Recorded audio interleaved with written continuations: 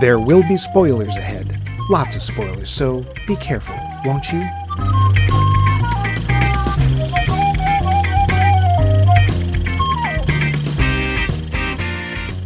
Max, old buddy. Remember that time when we left the high school prom early? We went down the street and tied a few on. Man, it seems like just yesterday when we painted the town. Well, whatever color puke is. Those were the days, weren't they? We'd stay up all night watching Gilligan's Island, scarfing down fistfuls of fruity pebbles, snorting you out our nostrils. Oh, I can't think of a better time in my life. Can you? We were gods, princes. The whole city trembled at our glare. Our bank accounts were scant, but our pants were long, and we didn't give a crap what the hostess at the local IHOP called us. We wanted our pancakes, damn it, and we weren't going to get the hell out of my restaurant for an answer. We were bad boys. And what were we going to do when they came for us? Well, we proved them all wrong, didn't we? We didn't grow up. We didn't throw up. We got ourselves a podcast, and now rule the airwaves with clever quips and witty banter. That's why we were and will always be Max Mike Movies. Oh, dear, you're off your meds again, aren't you? What meds? This is live. What's so funny is the series, and it also might be what you're thinking about my opening, but we're looking at what else? Comedies. And this week's film is among them, The World's End. Or is it? One person who knows is our host, Max King Ding Levine. Say something royal, Max. Hey, ding-a-ling, ding-a-ling. That's my ding-a-ling, because that was King Ding's theme. No, it wasn't. And me, I am the pauper to his prince, Mike Ding-a-ling Loose. All of that makes sense if you squint real hard. But enough of this, let's get to that. Poll question. We were dying to know, last week anyway, what your least favorite comedy was. Lucky for us, you had ideas and ways to get them to us. Here they be. George Saulnier was up first with, quote, both of Billy Wilder's well-respected comedies, Some Like It Hot and The Apartment. The former's dated sexual politics have always grated on me, while the latter's classification as a comedy mystified me. There's nothing funny about it. Isn't it hilarious when Shirley MacLaine tries to kill herself?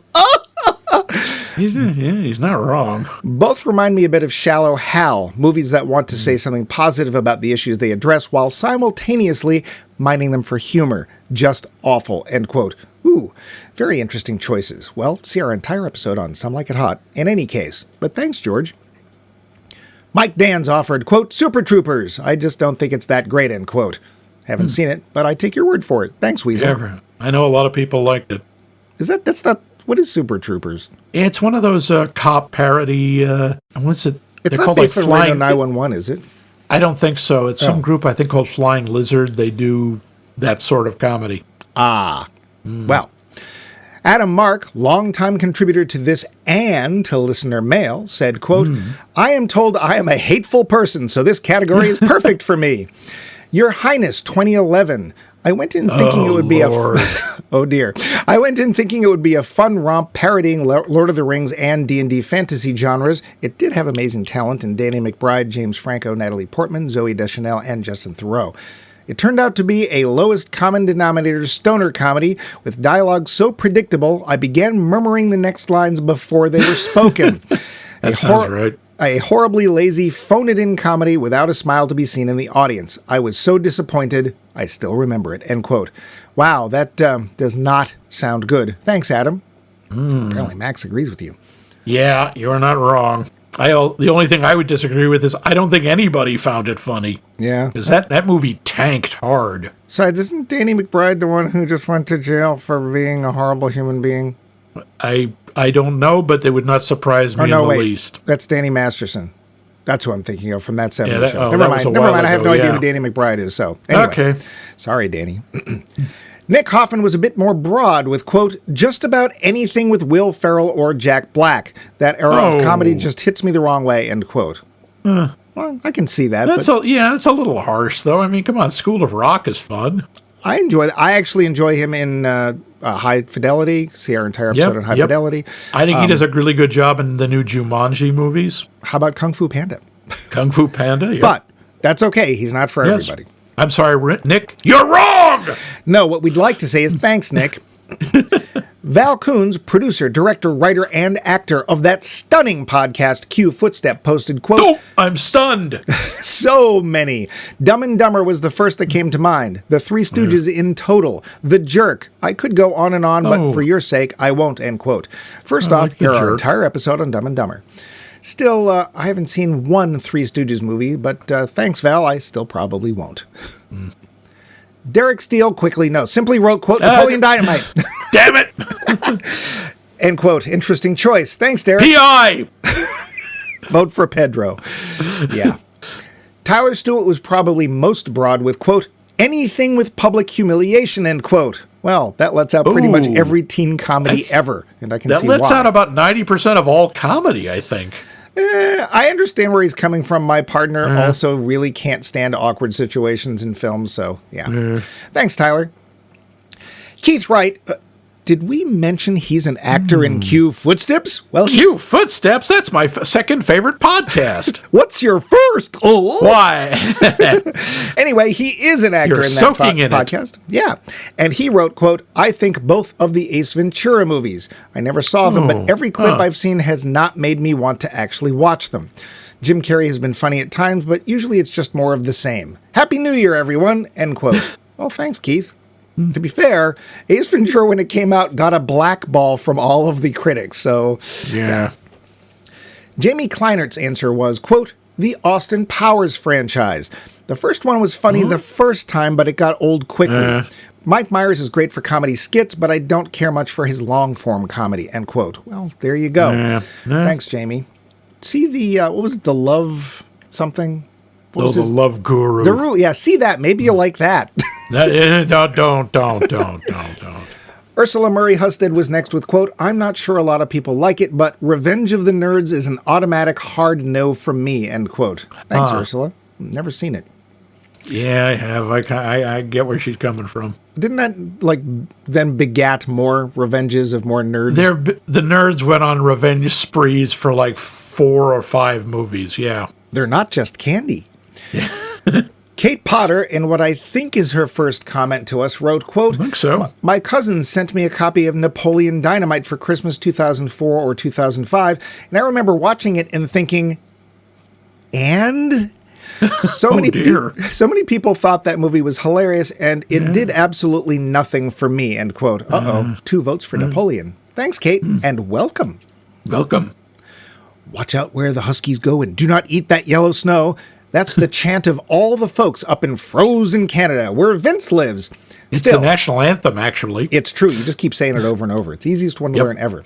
Still, he thought out long enough to write, quote, I don't know if it's my least fave, but I never found Caddyshack funny at all, though I am definitely in the minority.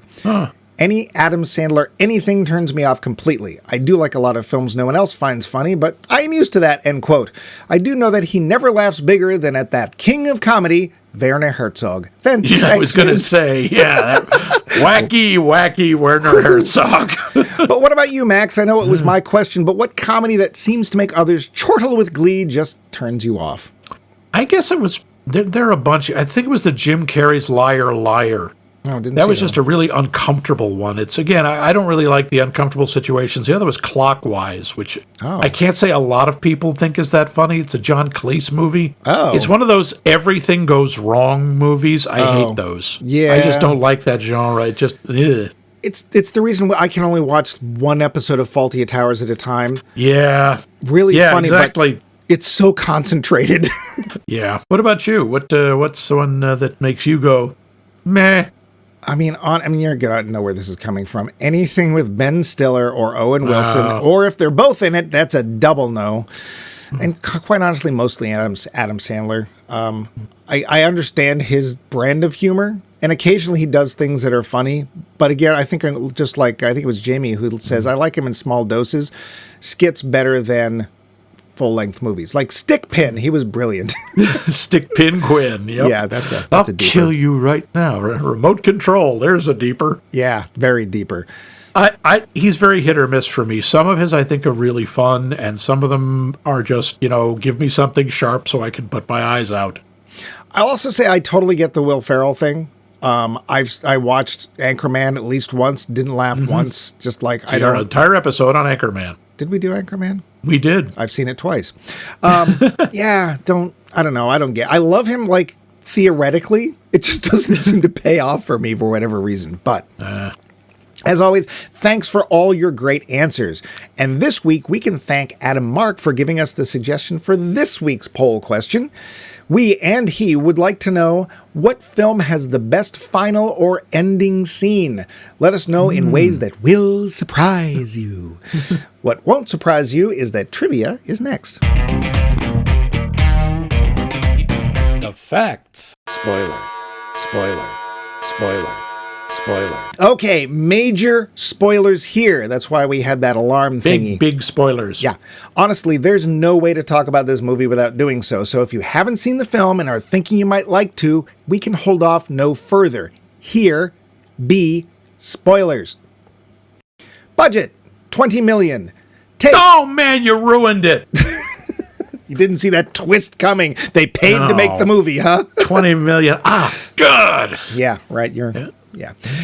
Take, this is complicated, but this film alone made $46 million. See below. Oh, wait, don't say see below. Just, well, we'll get there. Remove glasses, look concerned. Well, then I couldn't read. Yeah. So in case you missed the reference, and I did, all the main characters' last names are forms of royal station. We have Gary King, Andy Knightley, Oliver Chamberlain, Stephen Prince, and Peter Page, members of a royal court. So when Sam, Oliver's sister, shows up, only Gary doesn't stand as it would be if he were a king. The network, which we'll get to later, has its symbol inscribed on all the beer taps in all the pubs. It's 5 lines with the center line taller than the others. This film is the last of the so-called Cornetto Trilogy. Those films are represented by colors which themselves represent main elements in the films. The first, Shaun of the Dead, used red or strawberry for blood. Hot Fuzz, blood, blah, blah. Hot Fuzz used blue and vanilla for, well, cop colors. And this Cornetto was mint and chocolate, the mint green representing aliens. Told you the spoilers. And what the hell is the Cornetto Trilogy? Well, it has another name given it by Pegg and Frost, and that's the Blood and Ice Cream Trilogy. Yep. It's also known as the 3 Flavors Cornetto, all of which are a reference to a British frozen ice cream treat. Please note, treat is in quotes. Simon Pegg, Nick Frost, Martin Freeman, Bill Nighy, Rafe Spall, Julia Deakin, Patricia Franklin, and Garth Jennings appear in all 3 films. Edgar Wright and Simon Pegg wrote all 3 as well. While the films don't share plot lines or characters, they were all made by the same team and did really rather well. On a combined budget of $38 million, they raked in a cool $156 million. Well done, them. Yeah, apparently it's called the Cornetto Trilogy, as Pegg and Frost mentioned Cornetto ice creams as a cure for hangovers in Shaun of the Dead. The nice people at Cornetto gave them free ice cream. Hoping to get more, they mentioned it in the second film, Hot Fuzz, but did not get any more ice cream. Still, Cornetto. Still the name stuck, and thematically the films are connected by each having elements of, quote, the individuals in a collective, growing up, and the dangers of perpetual adolescence, end quote.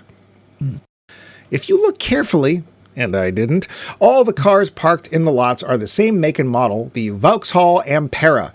I didn't notice that. Me either. This is meant to suggest conformity, and as the car is a plug-in electric, to suggest something else key to the plot, which we'll get to later. Yep. The pub called The Mermaid has 3 mermaids in its sign, 2 blondes and a redhead, which echo the marmalade sandwich as mentioned by the lads in their drunken teen recollections. And what book is Guy Shepherd, their old teacher, reading when they encounter him in the pub? Brave New World by Aldous Huxley. Get your meat here. Didn't get this one either, but some characters have blue blood, which is a term meaning royalty. Oh, yeah. They even called them blue bloods at one point. Yeah, I missed the whole royalty king Knightley thing. So. When young Gary is looking off into the morning sky after his night of debauchery, there's a shooting star in the background. But that's no shooting star. I'm not saying it was aliens, but it's aliens! Elements of the costumes predict things that will happen to their characters. Oliver and Peter both wear something blue, and they both become blanks. Stephen and Sam wear red and later become a couple. Gary wears the same clothes he did when a teenager, which means he's balmy. Oliver never gives up. He's showing a house to the same couple at the end of the film as he was in the beginning of the film.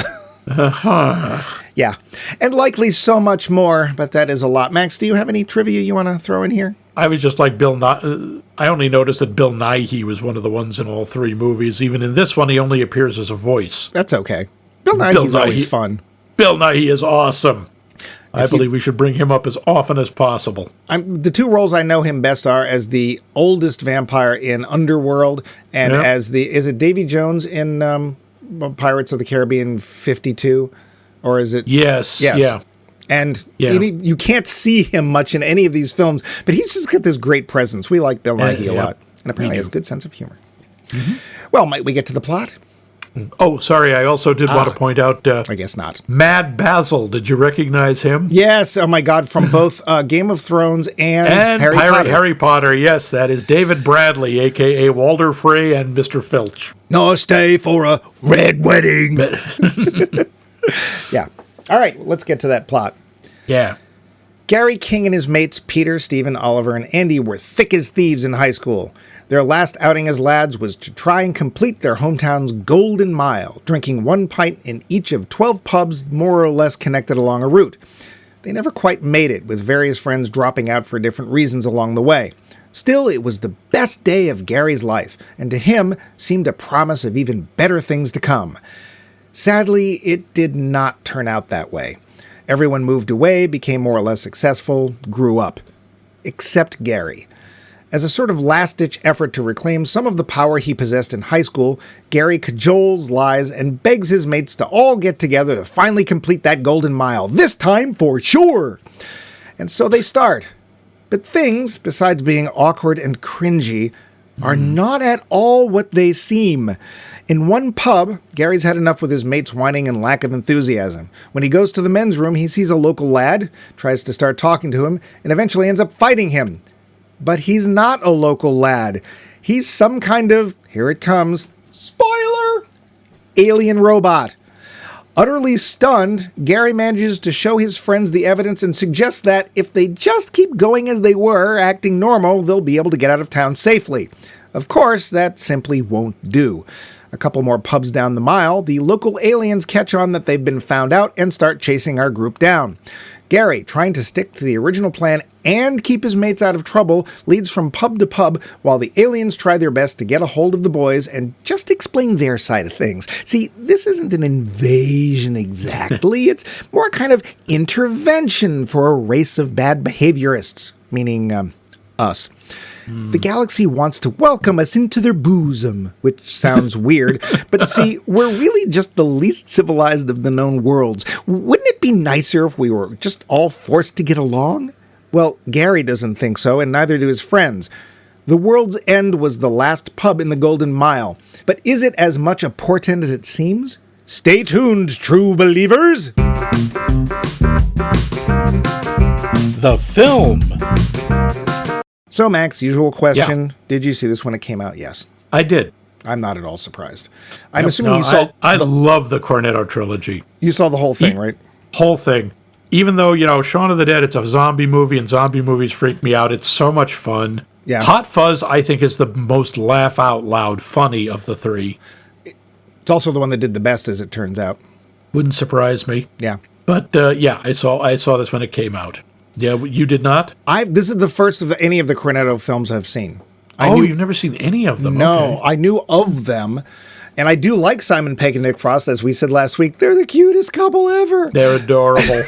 I know they're not, but... Yeah, they should be. And the funny thing is they're not childhood friends. They met in adulthood. Yeah. I think they met in a Burger King over the fact that one of them was doing an R2-D2 impression. Oh, and they bonded over Star Wars fanmanship or whatever. But, so this is my first coming in at the end, although it's not really an end because they're not connected that way. Mm-hmm. It was literally just a ploy to get ice cream. If we spent $20 million, we might get free ice cream. Brilliant!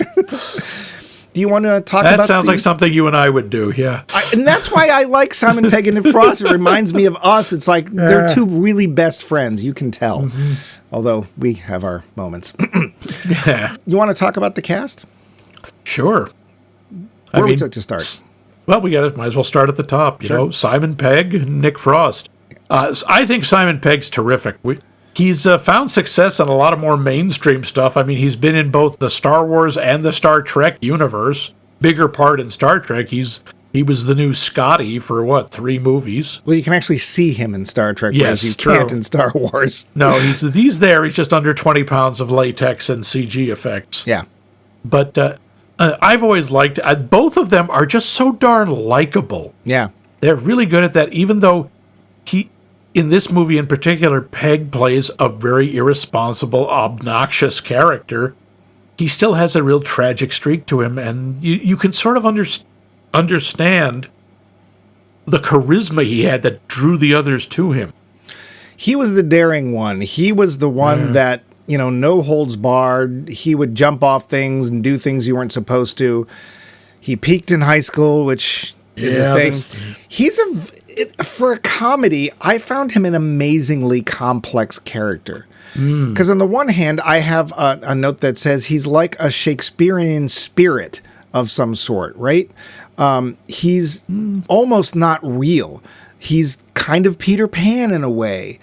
But he's also, like you said, he's got this really tragic part that they touch on. It's coming because you can feel it. It's like there's something not like, does he find out that he has cancer or? Well, you see him, the first time you see him, he's sitting in a circle with people on folding chairs. That's never a good sign. No. It's clearly that he's in some kind of recovery or something. Well, it's because Thanos snapped his fingers, that's why. Yeah. But we aren't exactly sure how far it's gone. I don't think he's a fantasy figure. I don't think he's Peter Pan at all. I think he's very real. He is exactly like you say. He's the guy who peaked in high school and can't get over the fact that he's not the king anymore and always wants to recapture that. And that's very painfully real. There are a lot of people who are exactly like that. You might want to go with the Peter Pan syndrome, which is an actual disorder, which is the guys who just don't want to grow up, who want to... who loved who they were in high school or earlier or whatever and can't deal with the fact they're not that person anymore and no one around them is either. Well, the reason I thought of him as a Shakespearean pub spirit is he seems like that kind of person that you're not with them much, but when you are, they're kind of almost legendary in their energy and their antics and that kind of thing. But when you start to examine them as a person, that's when the things start to fall away. Yeah, but again, that's why I don't really think the spirit thing works. Spirit implies he would really be like that that's who he really is. He isn't. He's somebody with a lot of charisma and a lot of personal magnetism, but he's a massively flawed human. I think it depends on how you encounter him. I think if you're like a pub goer, that's exactly who he is. If you're one of his unfortunate 4 friends, then no. But it's like if you met this guy maybe a couple of times at a pub, he would be the limelight. He would be the spotlight. And you'd probably leave wondering what is this guy? He's the kind of character that inspires you to think about or fantasize about crazy stuff. That's what I meant. I don't think that he's meant to be seen as an elf or somebody from the Fey Wild or anything. Yeah, if you met him very briefly, he would be a character, not a person. Yeah, and he's like equal parts embarrassing and charismatic, and equal parts honestly kind of brilliant and really stupid. Yeah, that's the thing. He's very quick-witted in some ways, but he's just colossally dumb in every other way. He has no ability to think ahead. He's very clearly just a creature of the moment. It's really like that skit from Monty Python where the guy goes to get a fish license and he's trying to argue. I think it's Michael Palin and John Cleese. And he's trying to argue that John Cleese is trying to argue he needs a fish license. Michael Palin's like, no, you don't. And it's like, he never did. And then Cleese just goes, did. And Michael Palin goes, oh, all right. And I think that's how he out-argues his friends. Is he literally just beats them down. And he's so good at twisting things. Like, you just said this. No, I didn't. But it's like but it's slightly more clever than that. Well, it's also just so colossally missing the point. One of my favorite lines is, I haven't had a drink in 16 years, Gary. Well, you must be thirsty. Yeah. And it's just like, eventually you just can't fight it. His energy is off the charts. Yeah. And the thing I also like about Gary King is that it is kind of, for me anyway, outside the usual Simon Pegg. Yeah, no, this isn't. He's usually kind of either the likable schlub or, in Hot Fuzz, he's the hyper competent tight ass. Yeah. But in this, he's the just irresponsible man child. You know who else I could have seen playing this part? Not that I want him to necessarily. David Tennant would have walked away with this. David Tennant could have nailed this. Yeah. Nick Frost. Nick Frost. Yeah. Perfect. Opposite. Amazing cat. Yeah, absolutely. He's the solid, stolid, the support guy, the ultimate wingman. And he obviously, you can tell he hates that. He doesn't like the fact he was the sidekick, and he knows it. And he also, he has a deep resentment of Gary because, Gary did something pretty awful to him when they were kids. Yeah. Involving a car accident and Gary leaving him to take the heat. Yeah. Yeah. And you can tell there's a lot of simmering anger in Andy, who's sort of the nice guy, but you get the feeling he's the nice guy who deep down he doesn't want to be nice. Yeah. Well, he finally gives in and sort of becomes part of the group. But the bookends that are Gary King and Andy Knightley, I think, work really well. And then you get the rest of the group, which, quite honestly, you can see why they hung around with Gary, because none of them are interesting. Not saying that the acting isn't good. No, they don't have the same force of personality. They aren't. Gary is larger than life. The rest of them aren't. I mean, Martin Freeman, who's terrific, he's Oliver. Yeah. And the only character I've ever seen who actually says WTF in real life. Yeah. Finally, they ask him, what does that mean? Which we won't say because naughty. Yes. Did you get the whole oh man thing? I didn't get that. I couldn't quite. I thought it had to do with his birthmark. It did, but I don't even know what the reference was. They keep calling. He's called "Oh Man" because of a birthmark, which, quite honestly, I never see, and I don't even know what the reference is. But apparently, it upsets him. Yeah. So, yep, I'm not sure. And Paddy Considine does a really nice job as Stephen. Yep. And obviously, the guy he wasn't quite a rival because he obviously doesn't. It's like, you can't be a rival with Gary King. No, but he's the only one who comes close to trying. Yeah.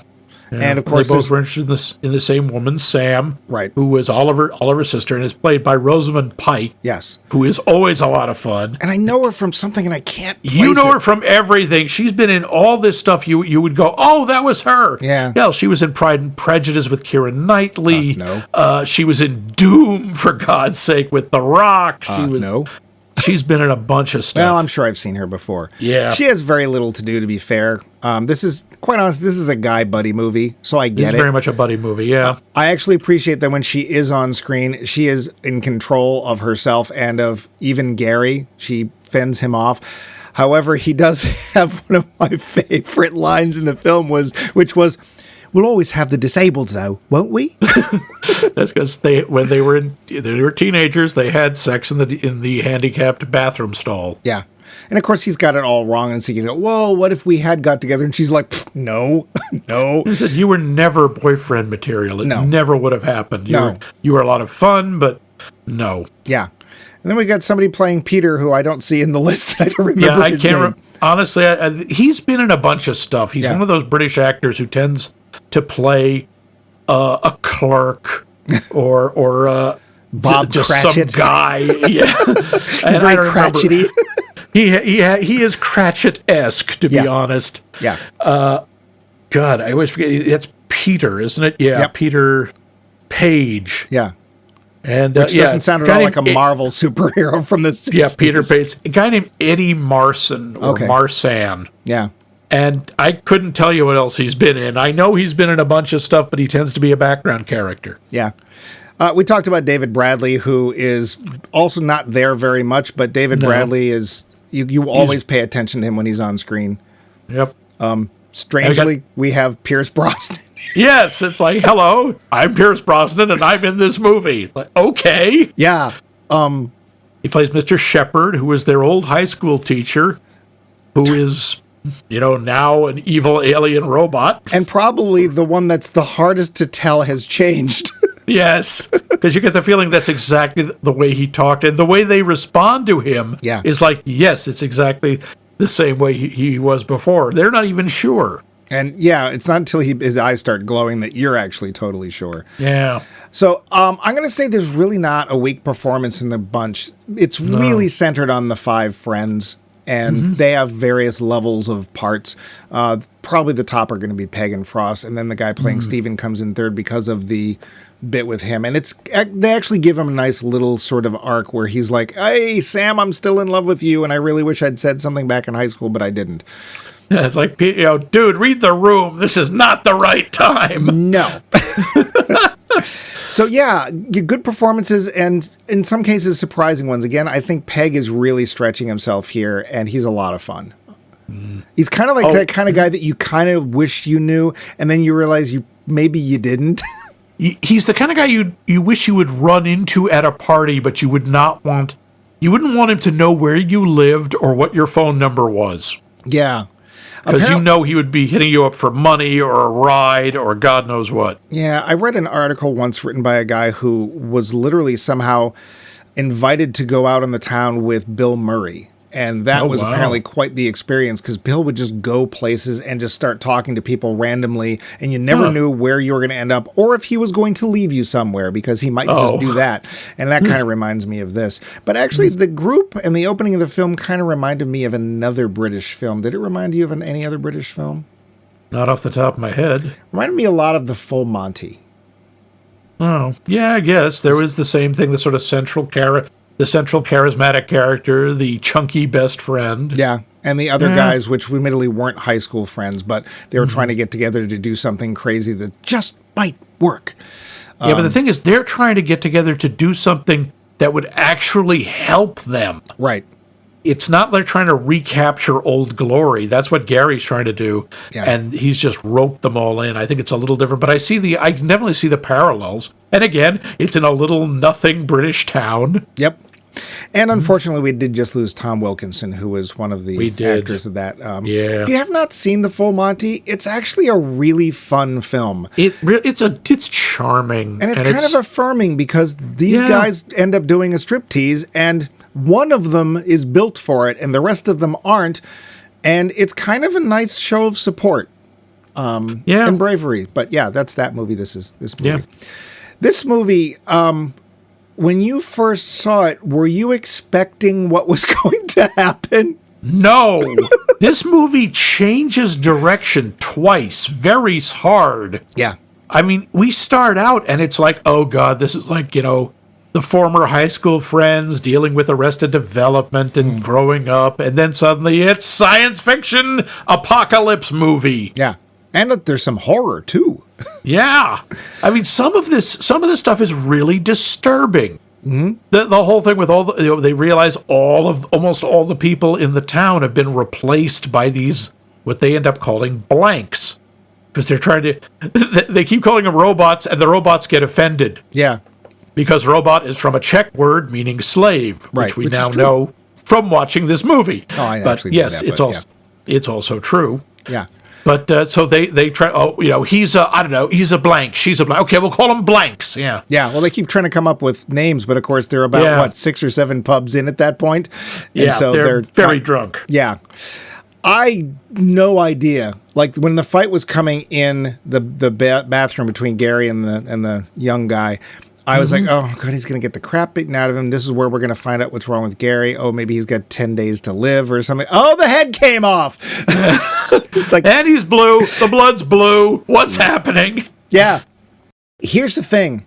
A lot of times when movies switch gears, change genres, or almost subvert their own initial message, it really doesn't work.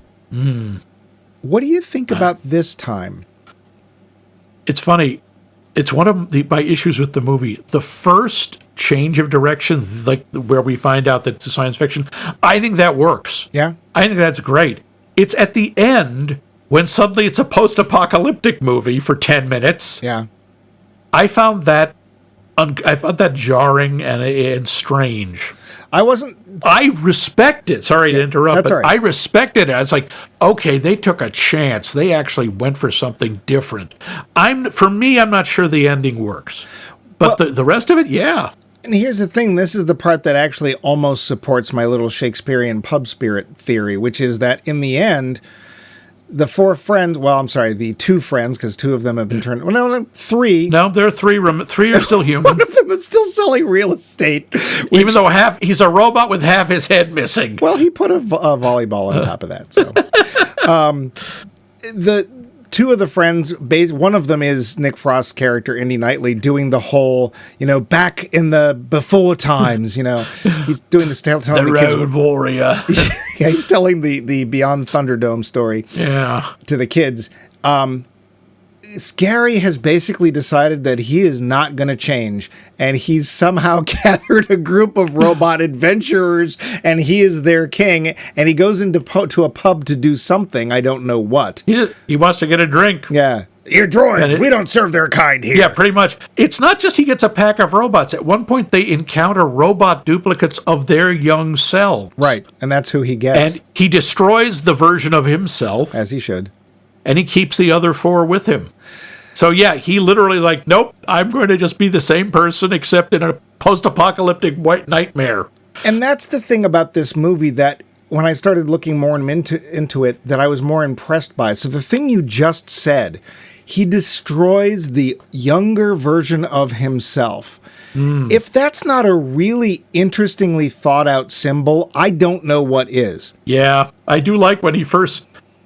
The aliens in this, the whole story of that is kind of interesting. I'd like to get to that. Yeah. But one of the things they offer is, look, they can duplicate people. Yep. They can create these, they call blanks. They're robots. They look, sound, move exactly like the other people. And they have selected memories. Not all of them, but they have a lot of them. And they say, how would you like to be your younger self, but with selected memories from your life? That's incredibly tempting. Mm-hmm. Isn't that what we all sometimes dream about? Oh, if only I could be young but know what I know now? Yep. But not everything.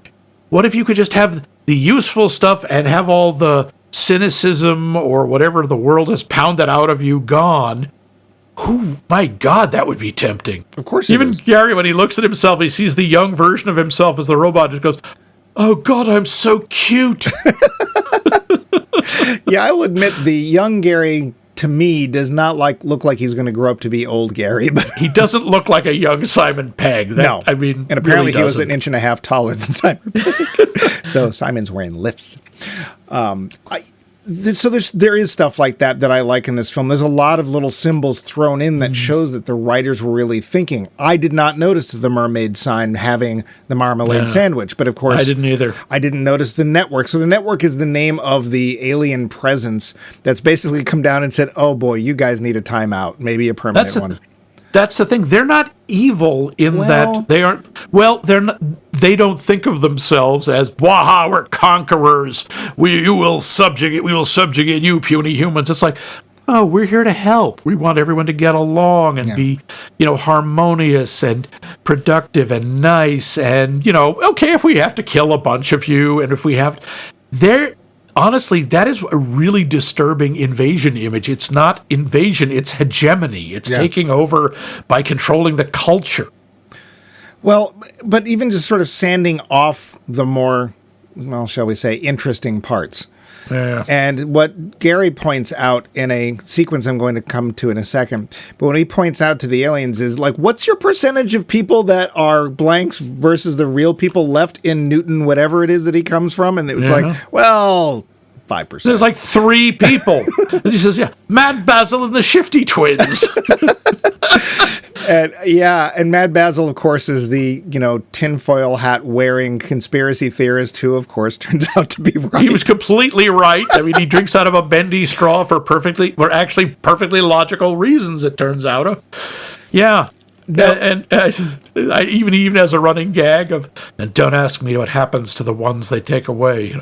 What happens to the one they take away? I told you not to ask that. He does that twice. Well, and it turns out the answer is, that's... Yeah. That's nasty. So green is grown from people.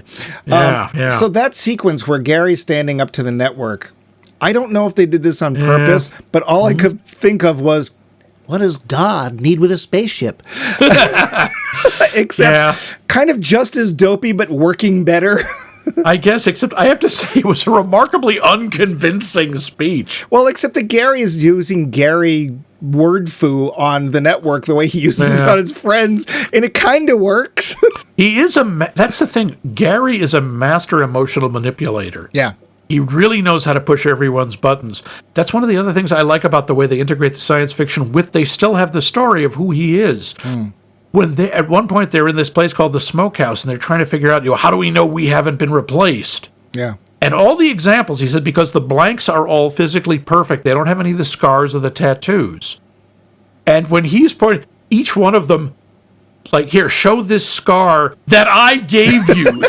All of the others have injuries that he gave them. Yeah. And he doesn't. Yeah. Well, he does, but he won't show it, and we find out later why. He did it himself. Yes. Well, but he still had it. Yes. He didn't want to show because he still had his little bracelet. No, that's what I mean. He was the wound they wanted to see was on his elbow. Yeah, so but he wouldn't roll up his sleeve because on his wrists, you see that his wrists are bandaged. Yeah. And the implication is he tried to kill himself, and you can see he has hospital tags still on his wrists. Yeah. There's just a lot of little details in this film that suggest a depth you don't often see, especially in a comedy. Now, I know that calling this as a comedy is kind of not some of it's hilarious. Some of it's really funny. But some of it's kind of scary. I mean, when the robot's mouths and eyes first light up, that's like Invasion of the Body Snatchers. That's very disturbing, yeah. And then, that's the way it is with all the Cornetto movies. Right. They're funny, but like Shaun of the Dead is kind of horrifying. It is a zombie movie. People are being eaten. Yeah. Hot Fuzz, intensely violent. Is it? Okay. Although, it's funny. I remember reading this year after I saw it. No one actually, almost no one dies in that movie. Oh. They are often hideously injured. There are like 2, maybe 3 murder victims, and all the rest of the violence is non-lethal. Very surprising. Remember that if I watch it. Yeah. So all of these, they do that. They have the comedy elements and the scary, dark, disturbing elements. And none either of the elements or none of the 3 elements really overpower the other 2, which is nice. No, that's it's a impressive. Really interesting mix. I will say that the first chunk of film was not laugh out loud funny to me, but once they get to the 2-headed dog, I started laughing, and there was some really funny stuff. Something else that was really impressive to me, the fight with the robots, whenever it happens, I'm like looking at these special effects going, I literally don't know. I mean, I mentally can figure out how they do it, but I still can't figure out how they did it. Because they're literally pulling limbs off robots that are continuing to act, and you can tell they're still actors, but no, there's a blue neck with juice coming out of it, or they're beating the robots with their own limbs. One robot has her arms taken off and she puts her legs on where her arms are. And it's hilarious, but, weird and frightening at the same time. Yeah, it's this weird Cronenbergian body horror thing. Yeah, it's really, I don't know, it's very well made. Whether this film holds up or not, again, we're going to get to that in the end. Yeah. But speaking of that little, why does God need us? I actually felt like, in a way, this was a very, very Star Trek plot. This is humanity meeting the Metrons from Arena or something like that. We're meeting a higher power that's basically looking down and going, oh no. Yes. And naughty children. Naughty. And us basically trying to fight for our independence, our freedom, whatever. The results aren't exactly what we were expecting. But that being said, to me, it felt very Star Trek. And that might be partially because I think at least Simon Pegg is a Star Trek fan, or at least if he wasn't then, he was going to be. There's a very weird movie callback in this. At the very beginning, they play from a rock song. I forget who it's from. But you hear this quote, "What is it you want to do?" And this is what Gary quotes at the end. "We want to be free. We want to do what we want. We want to get loaded." Yeah. Do you know what that's from? No. That is from a Roger Corman movie called Wild Angels. Oh, God. With Peter Fonda and, oh, Lord, what's it? Bruce Dern. Oh. To And be they're like Hell's the core Angels. man. To know like the core man. Like the core man. Yeah, a lot of walking here. Remember, robot monster. That's what he's referencing. It's a very weird reference, and somehow it works. It's a really fun soundtrack full of songs that sound like I should know them, but I don't. Same here. Although there was the one, come on, Show Me the Way to the Next Whiskey Bar, The Doors. Oh, that's true. Yes, I did know that one. That was the only song. Yeah. It was just a lot of fun, and I will probably look up that soundtrack and the bands that are in it, because I'm sure a lot of them are British bands, and there's probably lots of British language, which is why I didn't understand it as well, because they speak funny over there. Yeah. But yeah. Dang foreigners. Yeah, speaking our language. Speak English, damn. Shut up. Yeah. But there's some very reflective parts of this film. I mean, let's face it. We probably all have either met or maybe even know somebody that peaked in high school. That was it for them, and they never got past it. And this film is, in its way, examining that. And is that a sad thing? Generally, yeah. Because if you can't see anything for yourself past that point of I won the football game, I mean, that's pretty early for it to be all downhill from there. Yep. And they are looking at that, but they're also saying growing up isn't all what it's cracked up to be either, right? Yeah, these guys who, Gary is like, you guys all have these perfect lives. Yeah. It's like, no, they don't. I mean, half of them are divorced. One of them works for his father or his father-in-law or whoever it is. Yeah, at the dealership. And doesn't seem to like it much. Yeah, and their lives aren't perfect. Gary just has this image of it. Well, and I think that in its way, this film, this comedy sci-fi horror film, this is a movie about making compromises in life, right? Life can't be all your way or you end up like Gary. Now, that being said, maybe there's some grayness to these people's lives, but quite honestly, they all live in much nicer houses than I do. Yeah. So there are, benefits to these things too. You have to give a little to get a little. That's the way it goes. And it comments on that in a way, and it makes you think that that's what the film's going to be about. And then there's suddenly aliens. But let's face it, when that finally happens, that's how it's going to work. Yeah. We're going to be doing our normal thing, and then suddenly Giorgio's going to pop out with 3 heads and 4 arms. His name used to be Phil, and sorry, that's off deeper, but yeah. I think there's a lot going on, and now I haven't seen the other Cornetto films. Would you say that they are also similar in that way, or do you think that the writer team of Wright and Pegg kind of reached a crescendo with this film? I think this is the most direct message they have. I mean, in Shaun of the Dead, both Pegg and Frost are these kind of arrested man-children. They're just schlubs who have no ambition and haven't gone anywhere. But it's not so much they're holding on to the past. Okay. And it's very different in Hot Fuzz, where, Pegg is this super cop. Well, no, what I was asking is, do you think that each of those films was as thoughtful in its way and as honestly, depth? Yes. Yeah? Yes, I think it did. Shaun of the Dead makes the very opening of Shaun of the Dead talks about how, we're already kind of zombies, or there are zombies around us now, but other than the monsters. And Hot Fuzz is more making fun of the Law and Order cop cliches, but it's also it's about the weird elements of town pride and how things can get out of control that way. And yeah, I do think they're very intelligent comedies. They're very thinking person's comedies. I think the writing in these movies is terrific. I think the dialogue in this one is really sharp. I think the jokes when they're funny, when they're there, are really funny. Yeah. Cool.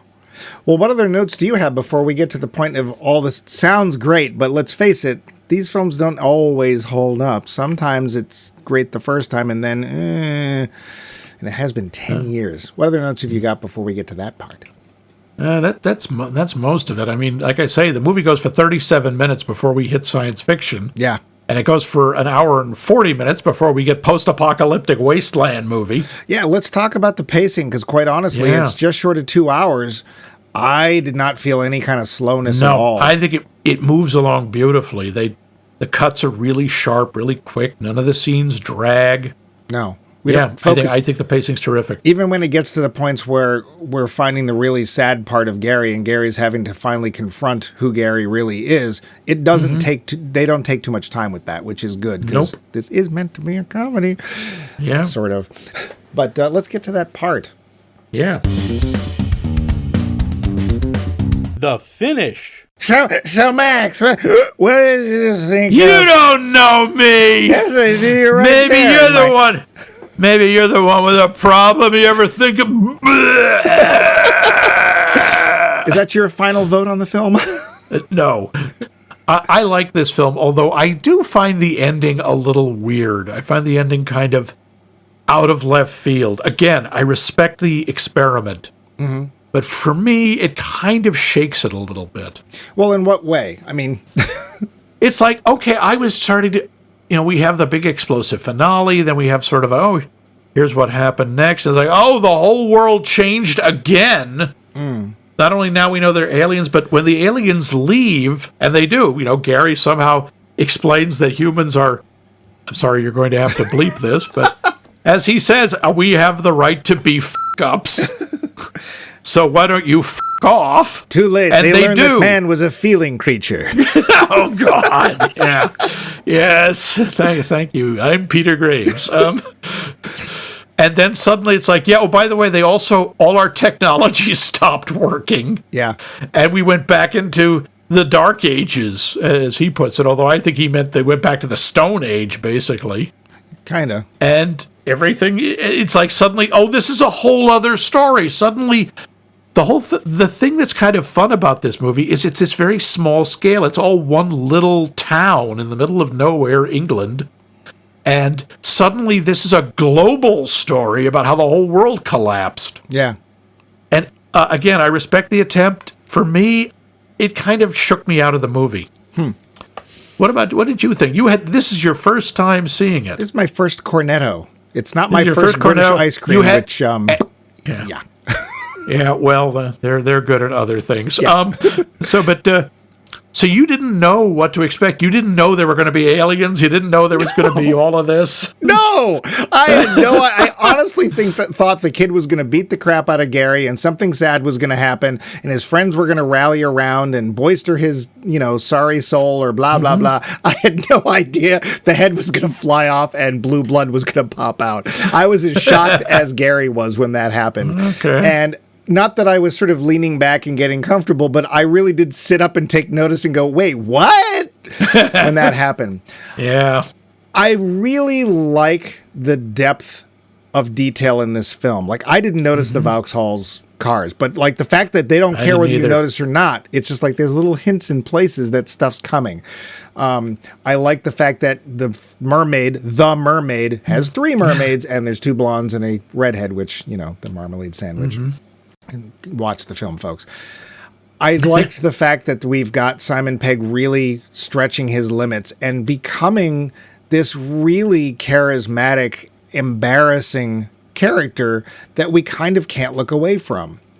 Nick Frost is really reining it in and just being the uptight, I don't know if he sells insurance or what the hell he does. I guess he's a lawyer. He's a lawyer. This uptight lawyer guy who's got no time for anything that's basically, fun in his life anymore. And finally just, overcoming that and, coming to his best friend's aid when he realizes that, I guess the thing about the alien robots is true. I like being thrown off balance and not feeling like I've actually fallen. You know, it's like when you're leaning back in a chair and you go too far, but you catch yourself. It's like that, not the actual hitting the ground.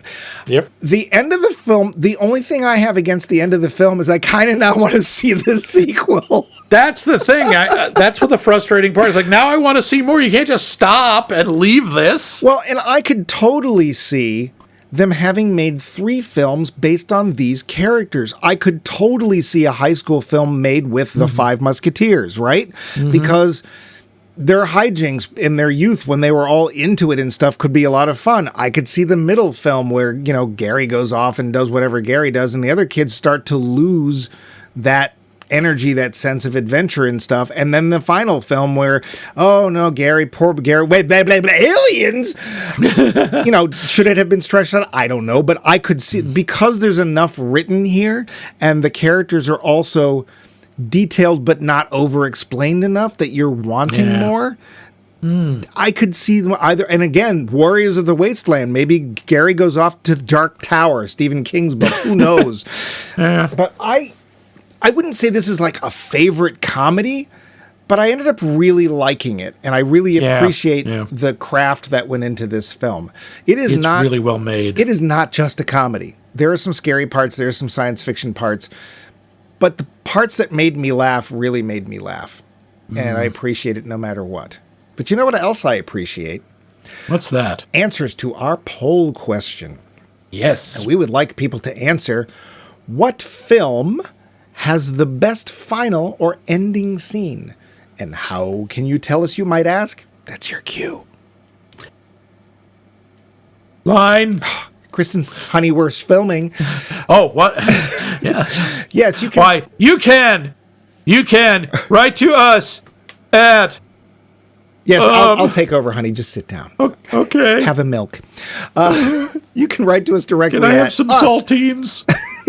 At us at maxmikemovies.com. You can go to our website, which is maxmikemovies.com. All our episodes, tra-la-la. Give us comments, give us ideas for shows, give us ideas for movies we haven't seen that you're like, wait, you haven't seen that? Or series you think we should do. Or heck. Or ideas for poll questions, like Adam did. Or, you know, write us. Be like Adam. We do like Adam. We like Adam on the shelf. I don't know what that means. You could also just write us, and like he has done twice now, and say, I don't agree with you guys on this movie, or you know what, you guys got something wrong, or whatever. We'd love to read your little messages to us on the air, although it's not really air. If you want to go to social media, you can go to Facebook. We are there under Max Mike Movies, and if there is a podcast app, more likely than not, we're on it. Max Mike Movies. It's inevitable. Like next week's episode, which, Max, what will we watching for next week's episode? We watch Funny Movie. Ah, that one, huh? Funny Movie. See you next week. Is there a movie called Funny Movie? I wonder. I don't think so. I mean, there's Silent Movie, there's Funny Girl, probably. Now we're going to watch one. I will be interested to see if people know this one. We are going to be watching a movie about one of the most famous tan people playing a vampire. Oh. We're going to see George Hamilton in Love at First Bite. Ah, yes. A surprisingly difficult movie to watch nowadays. When I was a kid, I remember loving this movie. I thought it was hilarious. I have not seen it in forever. I am really curious to find out if it still works for me. So we want to see if it's funny or if it sucks. Oh! I don't get it. Get it? Because he's a vampire? Yeah? And they suck blood? I don't see it.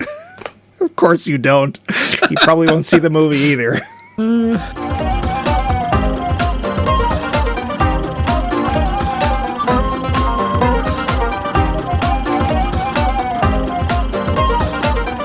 This has been a co-production of The Voice of Max and The Movie Wrench. We should do the show. Button press. I have done. Yay. Are you pressed like pants? In the rain? I don't know what that means. Yeah, boy, I'm pressed like pants. I'm down with the pants. I guess that's not very street, is it? It's the street you live on. Yeah. Yes, welcome to White Street. 3, 2, jazz hands. Oh, stop it! Just do the freaking clapping! I like watching the vein in your forehead pop. Then you screw up my opening. 3, 2, 1.